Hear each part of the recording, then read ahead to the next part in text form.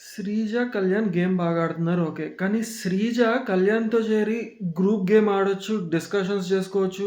మీ ఇద్దరిలో ఒకళ్ళంటే గనుక మనిద్దరం ఔట్ అయితాము. నువ్వు కావాలంటే తనుజని తీసుకో, నేను సుమన్ అన్నని తీసుకుంటా అన్న శ్రీజ తను గ్రూప్ గేమ్ ఆడొచ్చు. కానీ ఎదుటోళ్ళు రీతు, డెమాన్ గనుక ఆడుతుండంటే వీళ్ళిద్దరు ఎందుకు తట్టుకోలేకపోతున్నారు? రీతు, డెమాన్ చేసేవి తప్పులే. కానీ తప్పులున్నా సరే గేమ్‌లాగా చూడాలి. గేమ్ ఎలా ఆడుతున్నారో చూడాలి. రీతు తన కళ్యాణ్‌కి కెప్టెన్సీలో అడ్డొస్తున్నాడని తీసేయమన్నారు. తప్పేముంది అందులో? శ్రీజ కళ్యాణ్ కోసం రీతుని తీస్తున్నప్పుడు తప్పులేంది? రీతు తన కోసం కళ్యాణ్‌ని తీయమంటంలో తప్పేముంది?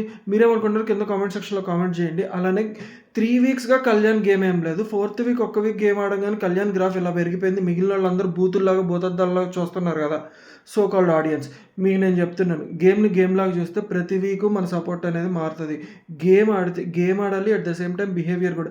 3 వీక్స్ డే 1 నుంచి ఇమాన్యుయల్ ఎలా ఆడుతున్నాడు, బిహేవియర్ ఎలా ఉంది, అందరిని కలుపుకోవటంలో గొడవ వచ్చినప్పుడు ఎలా స్టాండ్ తీసుకుంటున్నారు, ఏదైనా టాస్క్ జరిగినప్పుడు ఎవరు ఎలా ఆడుతున్నారు. అండ్ ఇంకోటి సంజన, ఇమాన్యుయల్ మధ్య బాండ్ ఎలా ఉన్నా సరే వాళ్ళు గేమ్ విషయానికొస్తే ఎవరి సలహాలు ఎవరు తీసుకోరు. ఇది మీరు ఒప్పుకున్నా, ఒప్పుకోకపోయినా ఇది నిజం. మీరేమనుకుంటున్నారో కింద కామెంట్ సెక్షన్‌లో కామెంట్ చేయండి.